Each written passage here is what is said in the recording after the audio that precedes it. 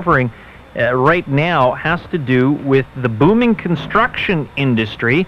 And the fact is that because of a slow process at City Hall, what should take between 2 and 4 weeks, according to the Winnipeg Construction Association, is taking up to 6 months for approvals. And in some cases, you're seeing contractors going ahead with projects without the proper approvals. Doug Holmes is Manager of Development and Inspections at the City of Winnipeg, and he joins us now on CJOB 68. Mr. Holmes, can you indeed tell us that in some cases we're looking at delays of up to 6 months? Well, good afternoon, Richard. I believe a 6-month delay would be unusual. The permit process can be quite complex.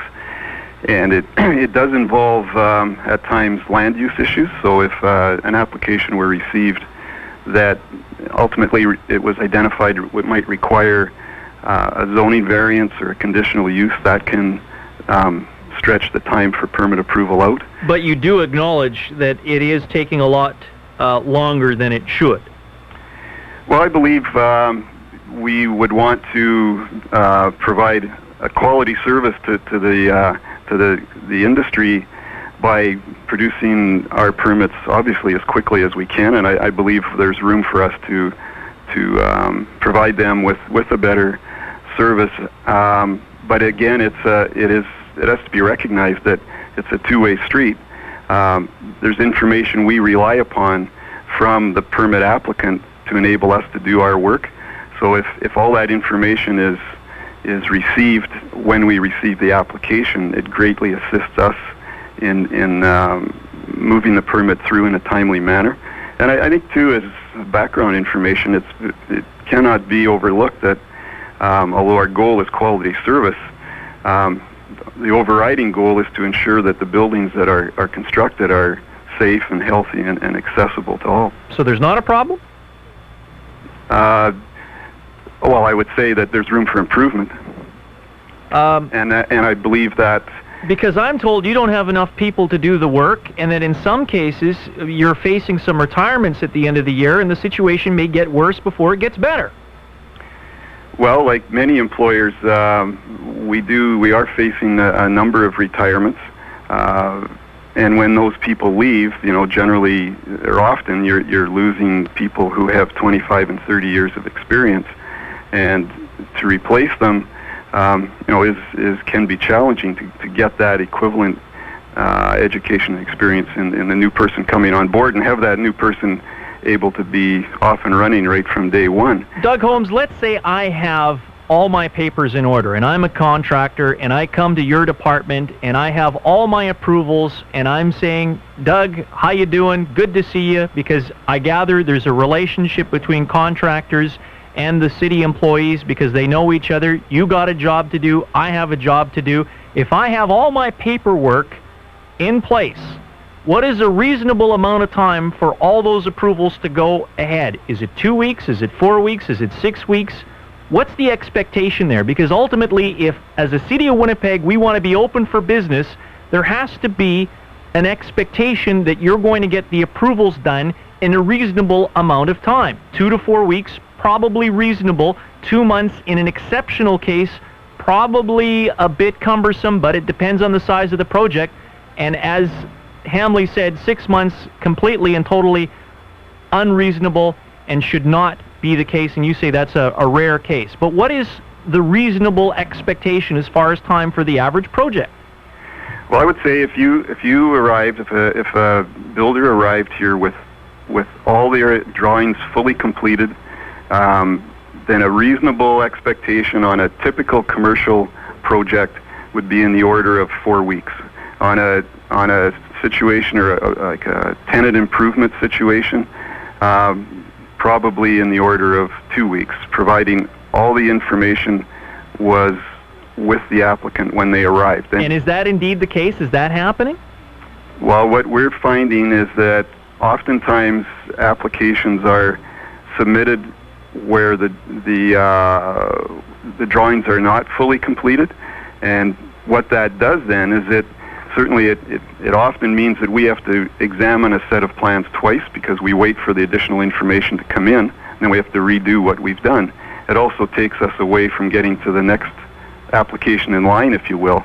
So in that regard, I mean, we have been meeting with the Winnipeg Construction Association. We want to reconvene meetings we had started some time ago.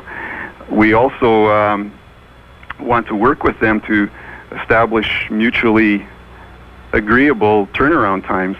I gave you a couple that I think would be reasonable, and the other side of the coin is that the applicant has to ensure, as I say, that their designers and the people putting their applications together have a fully complete application. And in that regard, we've also just recently established a screening system so that we're assisting applicants with identifying right up front where they may be needing to bring in additional drawings or information. And we're also prepared to meet with, and we've offered this to the industry, to meet with owners and their designers prior to the application stage to go over what code requirements and other requirements would be associated with their particular building. And in the meantime, you do have some contractors that are going ahead with construction without the proper approvals. What sort of sanctions do they face if they are subject to inspection? And I gather they are.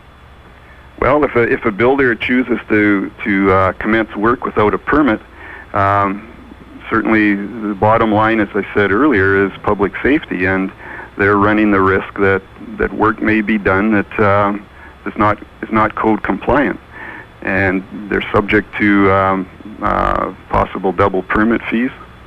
What are the permit fees? Well, they vary based on the value of the building. So it's a staged fee, as I say. It's dependent on the building's value. So when should we expect some action here on this? Because you're saying all the right things, Doug Holmes, that there is a problem here and we're hoping to work with the industry and whatnot. But if I were to come back in, say, 2 months, would we see some improvement? Or even this time next year, will we see improvement? Are you going to come on CJOB today and as a city bureaucrat, a senior bureaucrat, say, Richard, I promise some action, and if you check up with us a couple of months from now or at least next year, it'll be a better situation and you won't have to do stories like this anymore? Well, Richard, certainly we're here to make things better for the industry. We recognize the value of the industry to this city. We do not want to be in their way as they move on with their projects. So come the fall, we will be, I would like to again begin meeting with Mr. Hambly and his association as we have been doing in the past. We will be evaluating our entire permit process system in a comprehensive fashion to look at ways of being able to provide a better service to that industry. Mr. Holmes, I appreciate the time. Thank you, Richard. Doug Holmes is Manager of Development and Inspections at the City of Winnipeg. Is he saying all the right things, Ron Hambly? Yeah, Doug's saying all the right things, and we have worked with Doug in the past, and he's a good guy. But I think his hands are tied in some senses. I think he needs some more resources in the department, or they need to explore doing things differently. So should we be going higher? Should we be going after his boss? Probably wouldn't be a bad idea. The problems are real. There's no question about it, and certainly we respect Doug and his comments about plans that aren't complete or permit applications that aren't complete, clogging the system, concern us and certainly our members. We don't want to see projects in the system that shouldn't be in the system slowing the process down. I mean, we're on side with that completely. All right, we'll check up with this story and we'll